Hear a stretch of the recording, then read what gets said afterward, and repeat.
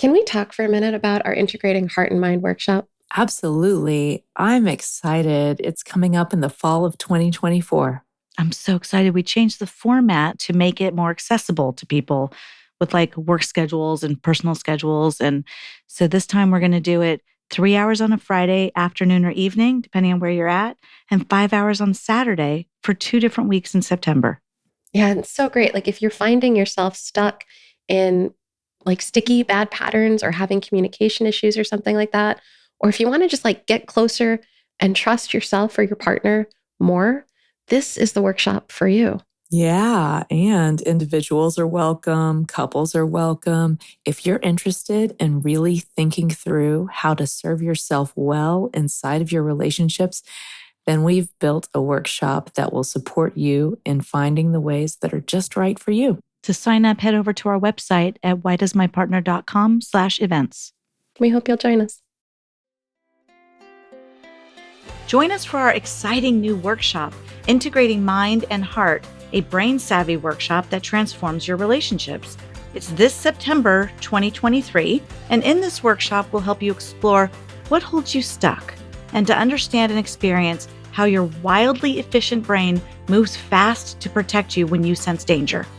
The skills and tools we cover in this workshop will help you develop practices that support your capacity to spend more time in those integrated states that promote relational connection. And when you put it all together, integrating all these new skills and practices will help you to explore more ease in your relationships, even in the sticky, hard moments that can derail an evening, a week, or even an entire relationship. If you want to get closer, say the things that usually go unspoken, and trust each other and yourself, this is the workshop for you. Learn more and register at whydoesmypartner.com/events.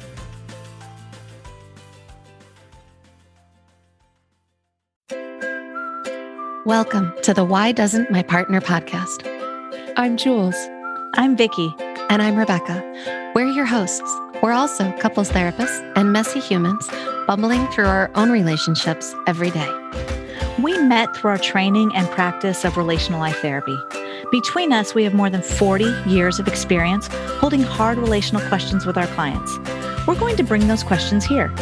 And together, we're going to take a stab at answering those questions. This podcast is not a substitute for therapy. If something you hear in this episode stirs something deep within you about your relationship, reach out to a couples therapist in your area. We'd also love to hear your questions, so don't forget to go over to whydoesmypartner.com and leave us a question of your own. Here's today's question. Why doesn't my partner talk about what is good between us? Oh, what a question, right? Because there's nothing good. I'm sorry. It's what I think of when I hear the question. And I know that's not true. I refuse to believe that is true. I'm like biting my lip. I can't even respond to that one. I'm just sitting here like, oh.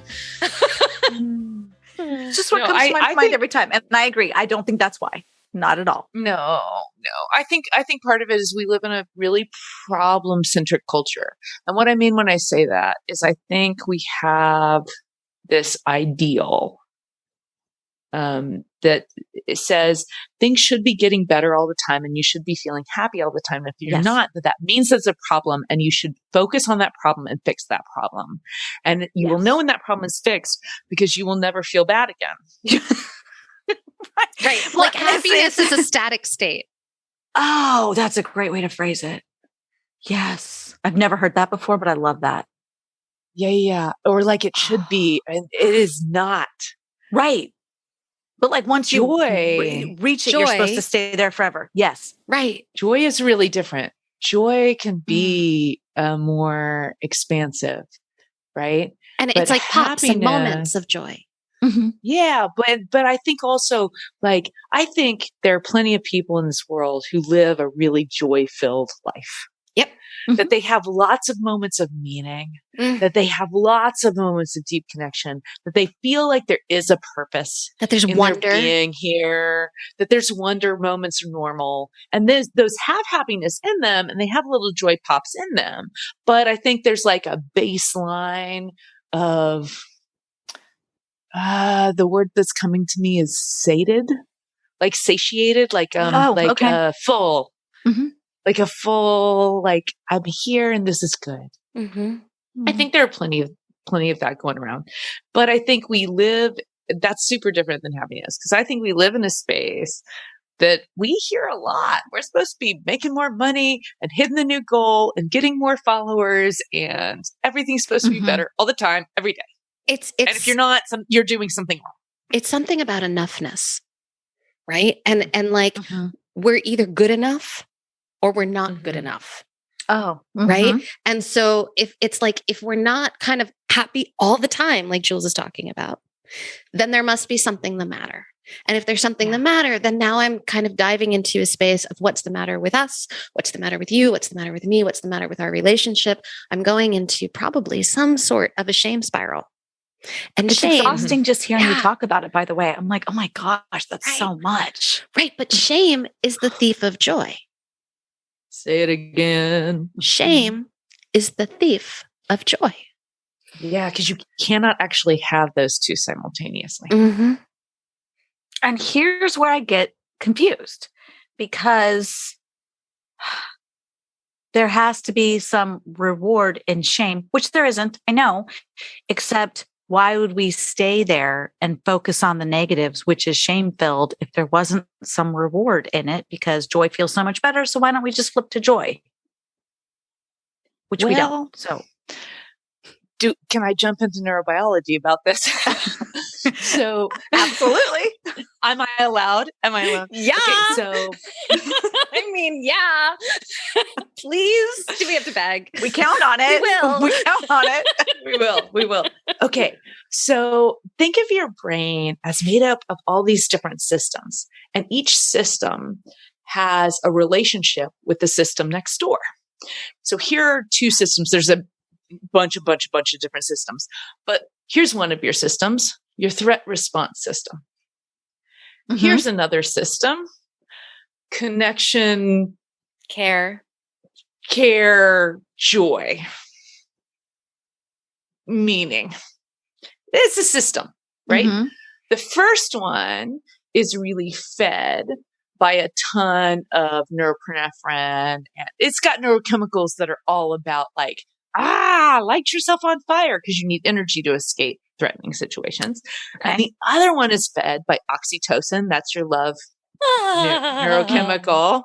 Bonding. And opiates, your natural opiates, which calm you down and make you feel good. And your dopamine, which is part of your seeking system. Okay, so what's funny about these two systems is they have an inverse relationship. So when my threat system comes on, that care, compassion, joy, connection system goes down, and vice versa. Because it has to, because if I'm in threat, now is not the time to be nice to someone. So now let's talk about shame. It's not about niceness, right? It's about joy here. Right. So shame is actually social terror. It's a threat. They're not going to like me. Something's the matter with me. Yeah. When you feel shame, it's going to destroy me. Totally. When you feel shame, I'm going to be ostracized. You actually feel in your body. Those are the kind of thoughts that go on. And most people will feel like a tingling underneath their armpits or down their back. They'll feel hot in the face, sympathetic nervous system. That tingling, by the way, is your adrenal system dumping cortisol into your bloodstream because you're about to get up and defend yourself. Energize. Yep, exactly. Energize for defense. And this gut drop in the center where your gut goes kind of hollow. And there we're going to move more into that collapsy sort of defense strategy. So which is energy conservation now when we move into collapse. Energy conservation, right. And because those systems don't actually go into the same little spaces inside of the brain, they actually can activate simultaneously. So, oh my God, shame is a really hard feeling. And what you're having is a threat response, which means your threat response system is running now. And if your threat response system is running, it's actually not easy to flip into joy. That doesn't mean you can't, but it means it's going to take a lot of effort. You've got to calm that threat system down before you're going to be able to move into that more connected space, into that more cherishing space. Right? So why don't we just flip? Well, because actually physiologically, you can't just flip. You have to calm down the threat first.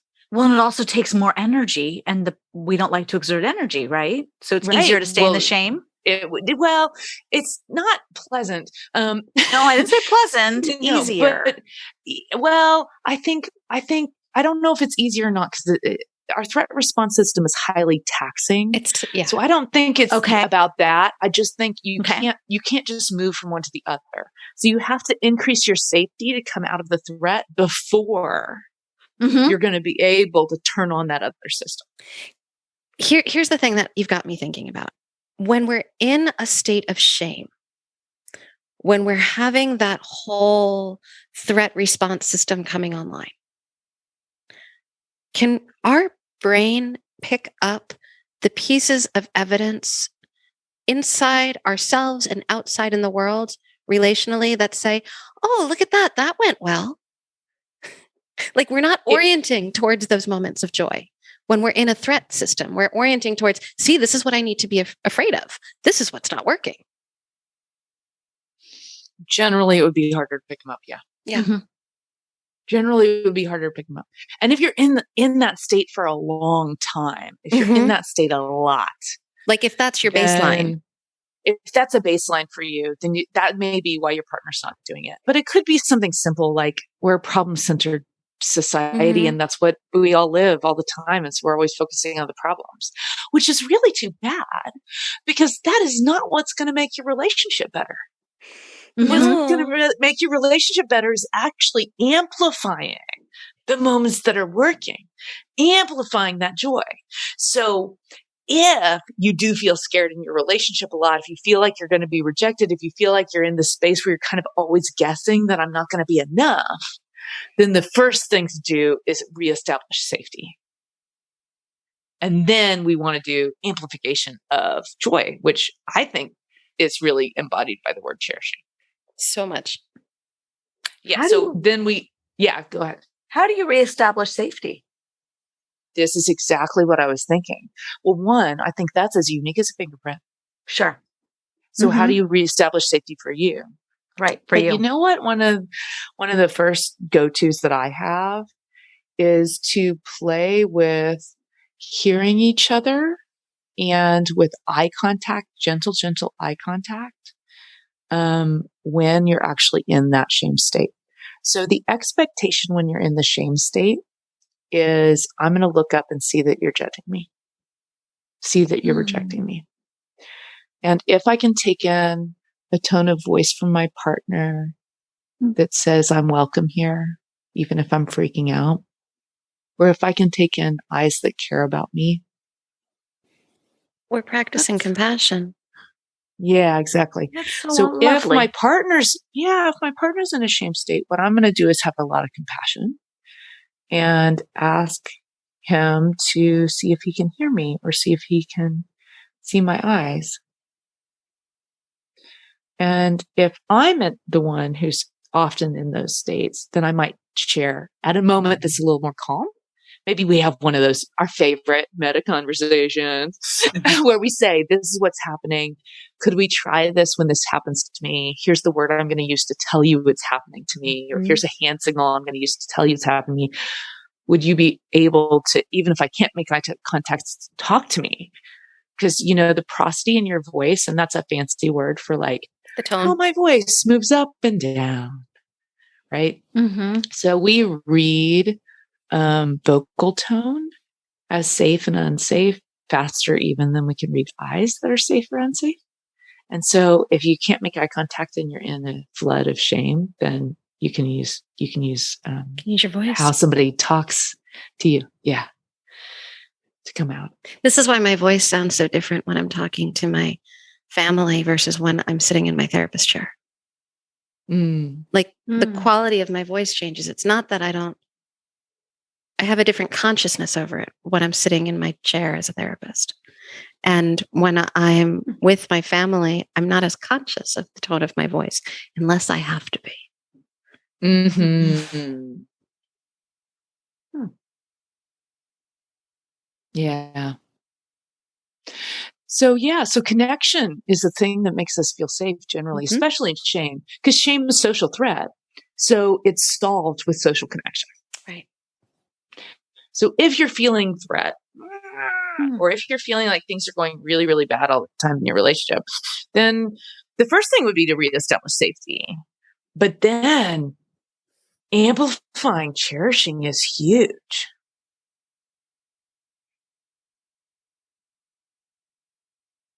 I'm stuck on the connection versus shame and just how lovely that was.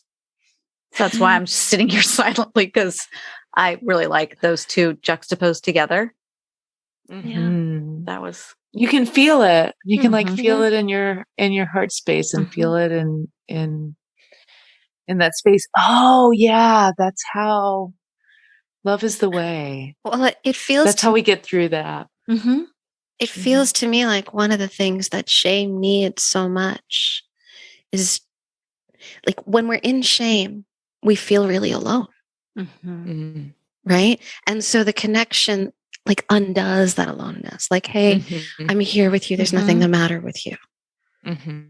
Right. And it doesn't have to be words that say it. It can just be a presence. Totally. And first, you have to check out your own system and be gentle and welcoming with the cues that come for you, because I really do mean it. What makes you feel safe is as unique as a fingerprint to you. We have some general things. Oh, these help. Tone of voice helps. Eye contact helps. Well, I don't know. Maybe for you, neither of those things can help, because you have something in your history or something in the way you process those things that makes those hard for you to take in. And what's going to work for you is a gentle touch on your pinky finger. I have no idea. You have to check yourself out. This is why I'm so into welcoming our systems. Your system knows what it needs for healing. Right. And so this is also where part of this work of being healthier and healthier in relationships, of healing ourselves relationally, is really about getting conscious of what happens when I don't feel safe. What does that look like in my system? What happens when you don't feel safe? What does that look like in your system? How do we get to consciously know these parts of ourselves and each other? And what is the experience that we have in our relationship in the space between us when one or both of us are not feeling safe? Yeah, can we create agreements where we pause there, come back into safety, and then amplify our cherishing more? Right. Right. So, like, I don't know, how do you cherish your partner? Because I don't think we're talking enough about that. We get calls too. Why doesn't my partner do this? Why does my partner do that? Right? We built a podcast on it, guys. I don't know if you're aware. But I think we need to be talking about cherishing a ton more, because this is one of the biggest pieces of gold for your relationship ever, is how often, how much can we sit in cherishing moments. I think that we can build practices around these kinds of conversations. So here's an example. The more I do my own work, the more my partner does his own work, the more we start noticing these little growth edges that we both have, right? Like one of mine is very historical in my family line. Guilt is used as a way of kind of manipulating and controlling, right? And so I'll have these little comments every now and then that just are like, tweak, tweak, tweak. And he goes into like a guilt response, right? And so there's this little thing, and we're talking about it now. We're naming it. And in doing that, we're able to pause more in those moments. And when we pause, there is so much gratitude from both of us that like we're able to make a shift there because we're talking about it. So I think some of that cherishing is like, oh, when we talk about it, look at what happens. It feels like slowing down and cherishing the success moments as you're as we're in as them. as you're putting in some of these practices. Yeah. And it's like, it's an ongoing piece of work. It's not like we go from 0 to 60, right? But it's like every day is a relational practice. In every moment of every day, right? I'm working towards this. And so when we're working it together, right? That's the piece. That's where the connection is. I also think that what's been changing for me recently, I can give a whole background story with it, is remembering love. Like literally remembering this is a person I love, not the enemy. Because if I'm in my threat response, to me, threat by definition is you're the enemy. Like whoever's threatening me is the enemy.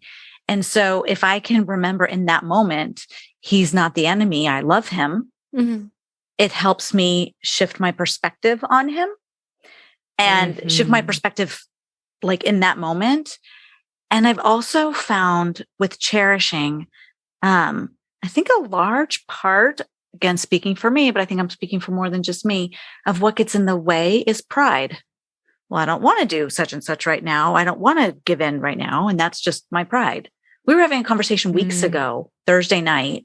I don't remember what it was. I really don't. But by Friday morning, I took a time out. By Friday morning, totally saw it his way.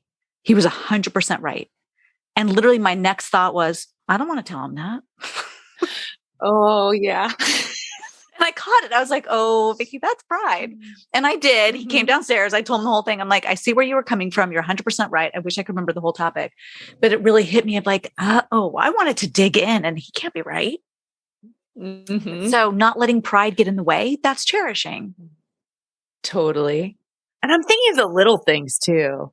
Like I came home today and my husband had gotten dinner like from the HEB or whatever. That's our grocery store down here. From like he'd gotten quick dinner because he knew I was doing this tonight. And so I'm hugging him and telling him, thanks for taking care of dinner, babe. You know, and nice haircut, by the way, because he did get a haircut. So it's like noticing the things. And it can be a little look. It can be a little smile. It can be a wink. It could be a special phrase you have that you guys work out together that means I remember love. It's like when my husband warms up the car for me in the morning.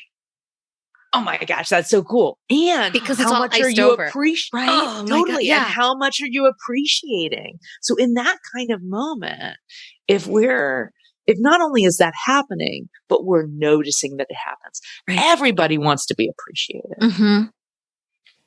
If rather than worrying about whether or not I'm being appreciated enough, what happens if I up my frequency of appreciating my partner? And just see what it does. Just see what it does. Like an experiment. It's my favorite experiment. Right? I think we've talked about this a little bit, right? But this is totally my favorite experiment because here's what I have found. And I don't want to like break the surprise for everybody who's listening, but I think it might also amplify why to try this. What I personally find is that when you focus on, oh, this is working, it feels really good, and I want to let you know about this, it is like one of the best, most golden ways of getting more of what you like. Totally. If you want more of that, comment on it. Yes, it works so good. The truth is that negative reinforcement actually only works some of the time, but positive reinforcement works almost all the time. So the research is actually really clear on this. So if what you want is more of a thing, then when you get it, you better really celebrate it. And don't forget that it takes about 20 or 30 seconds for your brain to take in something positive. So you've got to make that amplification bigger than you thought. And it's like celebrate getting a little bit of it. Right. Like don't wait until you get all of what you're wanting. Like notice that toe in the water and be like, oh, look at that. You put your toe in the water. That make that bigger, right? Yeah. Because you're moving the needle. Yes. Needle. That's the word. Even I a little couldn't bit. find. Yes. Mhm. And there's going to be part of you, especially if it's taken a long time for you to get some of what you want. There's going to be a part of you that wants to do this. I'm so glad you did that. No, that wasn't enough, by the way. I just want you to know I still need more. Don't do that. Those are two separate conversations. Just separate them out by time. So when you're celebrating somebody for giving you what you want, you don't want to make it a backhanded compliment, right? Right. You want to go, that was better, but not enough. Right. You want to just stay, absorb like, the good. If you're getting the good in the moment, stay with that. Just stay right there. Oh, look at that. That feels really good. Oh, that feels different. I like that. Let me let you know how much I like that. Right. And even if there's something you're like, yeah, but hold that for the meta conversation you have another time. In this moment, stay with the thing that feels good because it's happening right now. Choose that. Stay in the moment of it. Yeah, And don't like celebrate talk it. about, you know what? What make this better right now is Right, if you did right. this and this, and then have the meta conversation later about the thing that felt good. Don't you mess that up. No, You just shot yourself don't do in that. the foot. Don't do that. Talk about what's working now and then have the meta conversation later. That was great then. And could we add this to it? Yeah. Because otherwise you're just polluting that space in between. Yeah. And you didn't sit in the good long enough for it to register as good. It'll just be registering as, I get it. No matter how hard I try, I'm never going to be enough for him. Whatever it is. Right. Right. Yeah. So something's coming to me, ladies. This is the end of our second season. This is the end of season 2. Wow. Can we just celebrate that? Wow, we made it through 2 freaking seasons of this podcast. And there's lots more coming. We already have so many loaded, tons of questions. Keep them coming. Yeah, we're going to get to all of them. If we haven't answered your question, it's probably already going to be recorded for season 3. Yeah. It's coming. So what I was thinking is all of you guys are about to go on a break, and feel free to re-listen to old episodes when we do. But what if we gave everybody a cherishing challenge for the break? I think everybody should totally do a cherishing challenge over break. And what would that look like? Okay, here's an idea. And you guys all throw in your ideas too. Here's an idea. Write down 10 things that you imagine you could do, 10 small things that would make your partner feel cherished. It would be cherishing to them. And then every day, pick one and do a little bit of that. Oh, I like that. Wow. I do like that. And you could trade it up. You could pick different ones. You could make your list 20 long if you want. Jules just looks so excited right now. It's because I love love. Because my system is a little different than Jules's system. That feels like a lot of work to me. Yeah. And so don't do that if that's your reaction. Right? Like I'm like, I like it and I don't like the work part of it. Yeah. So for me, and I love this, right? Because like we're kind of modeling a little bit how different our systems might be, right? And that there are many different ways to do this. For me, it's more about kind of setting an intention. Like I want to cherish the people I love today. I want to let them know what I love about them. I want to let them know what really makes me feel good.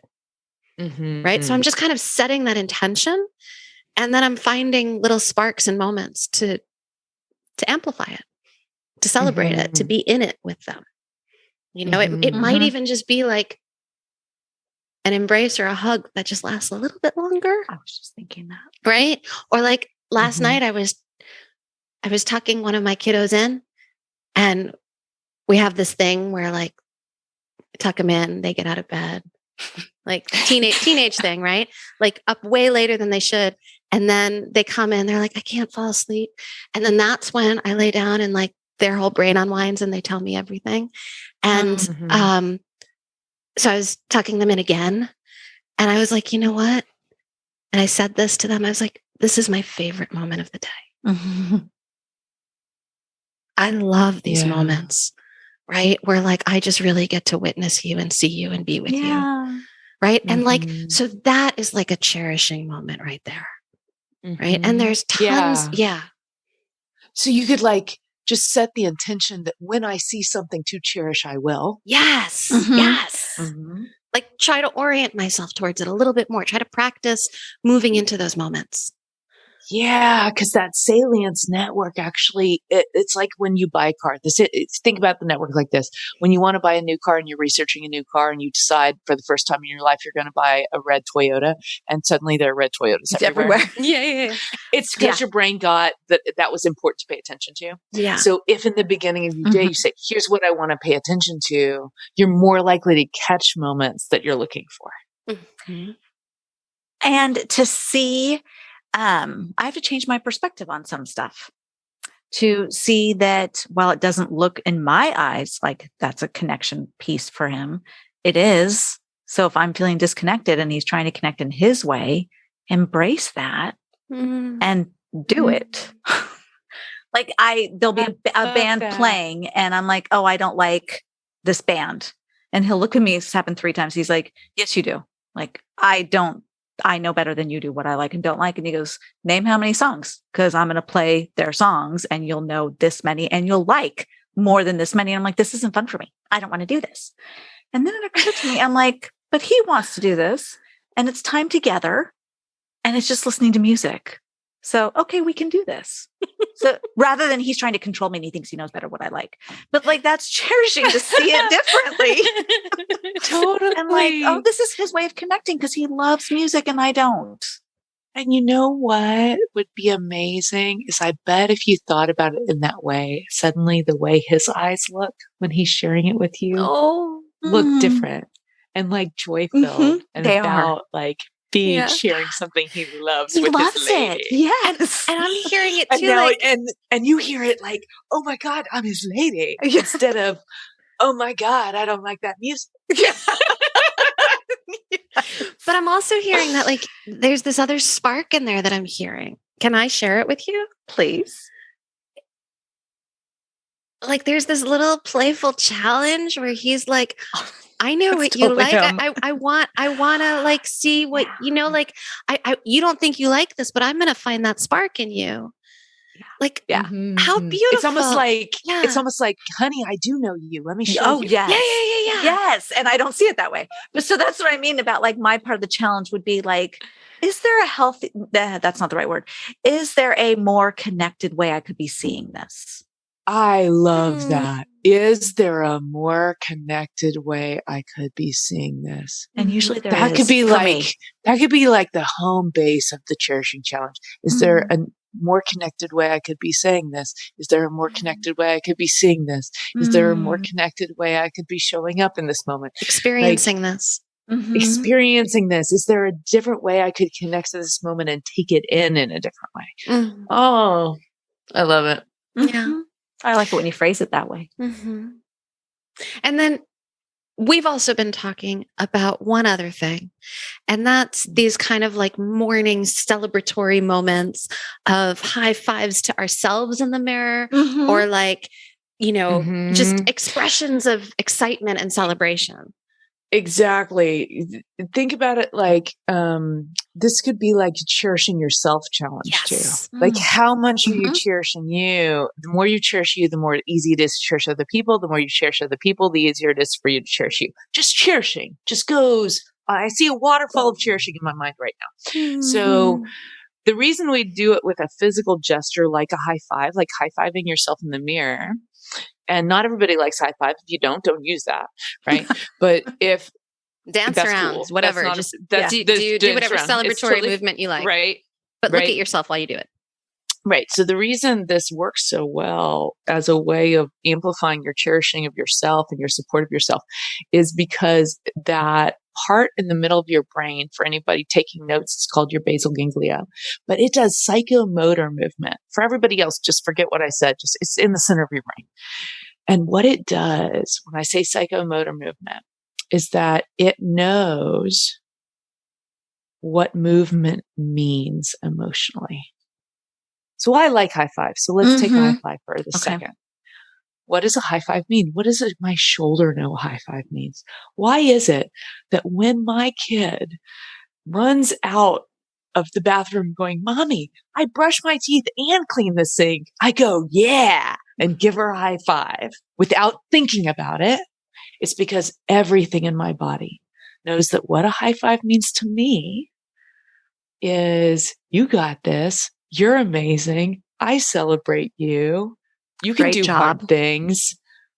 I support you. I see what you did. I appreciate you. Everything in my body knows that's what a high five means. If I pair that knowing with my own face, not the words, the movement, because it lives in the movement. It doesn't live in the words. If I pair it with my own face, the basal ganglia, exactly. If I pair the knowing of the high five with my face, what I just did was give that emotional knowing to that lady in the mirror. So whether it's a dancing around celebration or a throwing your arms up in the air celebration or a throwing a heart shape with your hands to your girlfriends, if that's what you do to celebrate people, like whatever it is, if you can make it physical and pair it with you, you can really transform how you see yourself. I was talking to somebody who'd been doing this for a couple months, and what she told me was that her critical voice has completely stopped. It took her a couple weeks to even notice it. She'd been doing it. She'd been doing this every day for about 2 months. And I asked how it was going. And she's like, it's so weird. I was thinking about it the other day. I think it's been a couple weeks since I've heard myself say anything critical to myself in my brain. I love it. Wow. Do you know, I'm having a hard time implementing the practice, but you know what I found myself doing? I remember it when I'm being critical. And then I go do it. Oh, nice. Awesome. I like it. Yeah. So it's like, I'm like somewhere in between actually practicing it every day and like going like, oh yeah, wait, hold on. This might help. Yeah, totally. I do practice it every day, and it's something that's, I can't even put my finger on what it's transforming inside for me. It's big. But it's something really big. Yeah. It's something like all those stories about who you thought you were had nothing to do with this lady in the mirror. You're cherishing you. It's like deeply cherishing me. Oh, look at your face It's not right for what now. I do. Yeah, it's not for what I do or how I think or what I accomplish. It's like, no, really, that soul matters just for being. It's really transforming something for me. So whatever it is for you, it doesn't have to be high five, but like if what it is for you is jumping up and down, or what it is for you is throwing a heart to yourself in the mirror, if you put something physical that means you get that this person matters, and you pair it with your face, it will transform your brain. Jules, just witnessing what you transmitted through your face as you were sharing that story, which I know our listeners can't see. You could probably hear it. You could probably hear it. But And we're talking about it, so they know. But for me, there was such a beautiful, like, my whole body took you in. Right. And as I heard you and I took in your experience, there was like a softening in me that went, well, maybe I can do this every day. So I just want to thank you for sharing that. Oh, and what a lovely example of cherishing you just did. So we're just going full circle here. We're going to wrap this episode up real nice. I'm going to put a bow on it for everybody. I thought Christmas was over, but it turned out It keeps going. So I think that's a really good place for us to land. Yeah. Yeah. Oh. We'll be on break for a little bit, but keep tuned. We've got Happy season 2. coming. Happy season 2, guys. Yeah, season celebrating 2. season 2. Yeah. We'll be back with season 3, and in the meantime, cherish each other. Yeah, love each other best you can, guys. Bye-bye. That wraps up this week's episode. Join us again next week for another Why Does My Partner? We hope that you continue to listen wherever you get your audio and that you'll follow the show. To go deeper, join us at our boot camp. You'll find the next date at whydoesmypartner.com. Did you know you could ask us your question? Your questions are relational gold. Go to whydoesmypartner.com to either write in or record your question for a future episode.